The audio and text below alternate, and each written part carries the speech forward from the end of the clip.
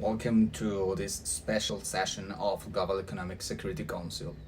Today we address a crucial topic that is the impact of geopolitical risks on global value chains, with far-reaching implications for global economic development, political geography, and trade architecture. Our case, as you know, connects three unethical pillars. The first one is new economic geography, that is the spatial concentration of manufacturing hubs. The second one is global value chains, themselves. I mean, how nations specialize in specific tasks within a fragmented production system. And the third one is geopolitical risks. I mean, how trade wars, conflict zones, and technological decoupling reshape global trade. From the perspective of the World Bank and the IMF, GDC's integration has been one of the most effective development accelerators. Countries like Vietnam, Mexico, and Ethiopia have achieved significantly poverty reductions by entering the limited manufacturing chains. However, current geopolitical tensions jeopardize this pathway. We proposed, first, a global stabilization fund to support economies affected by supply chain disruptions. Second, structural reforms to boost infrastructures, logistic, and institutional quality. Third, technical support to help developing countries move up to value chains towards services and innovation. Fragmentation should not reverse development. The answer lies in adaptability policies, open markets, and inclusive trade governance.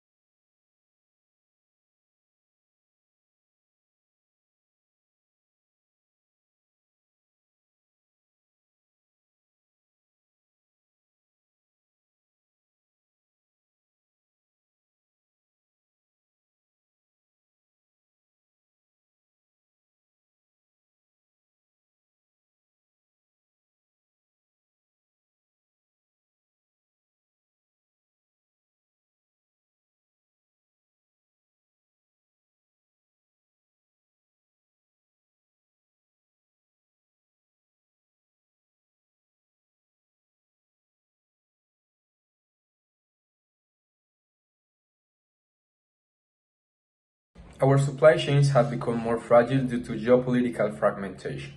Tensions in Taiwan and the war in Ukraine force us to diversify. India, Southeast Asia, and Mexico are gaining relevance. However, this shift is costly. Full decoupling could shrink global GDP by up to 5%.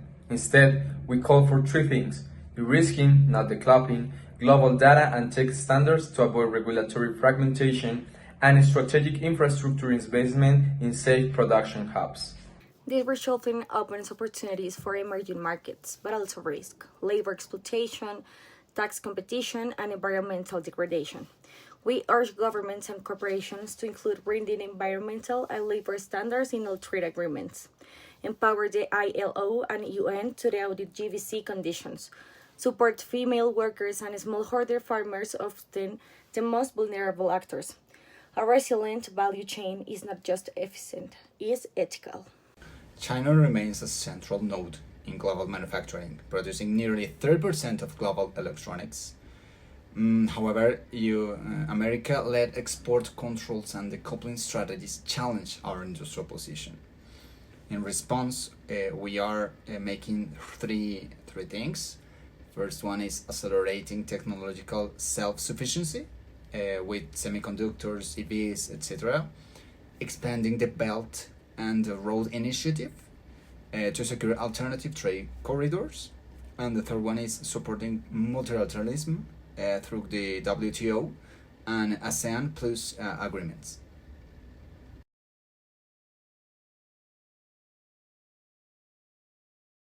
Thank you all for your insightful interventions. As we enter this negotiation phase, the floor is open for proposals. I would like to begin with by stressing that economic decoupling poses a systemic threat to global trade stability. China calls for renewed multilateral commitment under the WTO framework. I agree with the urgency, as our data shows fragmentation disproportionately harms developing economies. We propose the creation of a global value chain stabilization facility co-financial by G20 countries to support vulnerable states during shocks such as natural disasters or conflict-related disruptions. That's an interesting proposal, Sofia. But we also need actionable tools for the private sector. I suggest forming a public-private task force on supply chain, risk mapping, and infrastructure resilience, particularly in sectors like semiconductors, rare earths, and critical medicines. Infrastructure and investments are crucial, yes, but we cannot forget workers. An international solution must include bringing labor and environmental standards with enforcement mechanisms. I propose that every new trade agreement include minimum ESG criteria verified by independent third parties. While we support inclusive trade, binding environmental clauses can be used as disguised protectionism. China prefers a flexible framework based on national capabilities, guided by principles of common but differentiated responsibilities. Concern is noted, Andres. Perhaps a tighter EGC compliance model could work, tailored by income level, yet with upward convergence over time. We have seen this approach success in global tax transparency efforts. I can support that. Business want predictability, no more red tape. A harmonized ESG baseline with digital reporting tools could be a win-win. But we also need clarity on data governance. Fragmented standards on cross-border data flows are already hard in innovation. True, Sebastian, but digital governance must also protect rights. I urge that we include a digital ethics charter in this forum's final communique to protect workers from surveillance and AI-driven exploitation. China, of course, is open, as always, to discussing responsible AI and data flows, as long as sovereignty and cybersecurity are respected. We suggest creating a neutral platform to debate emerging tech roles.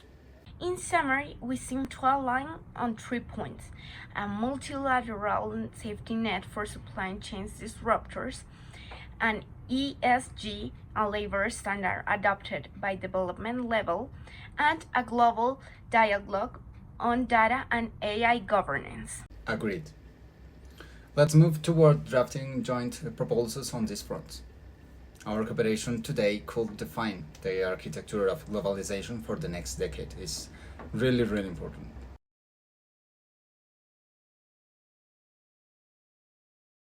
Today's session has shown that GVCs remain vital engines of prosperity, but are vulnerable to fragmentation and geopolitical risk. To ensure global economic security, we must combine innovation with inclusivity, competition with cooperation, and sovereignty with solidarity. A resilient globalization is possible, but it must be reimagined.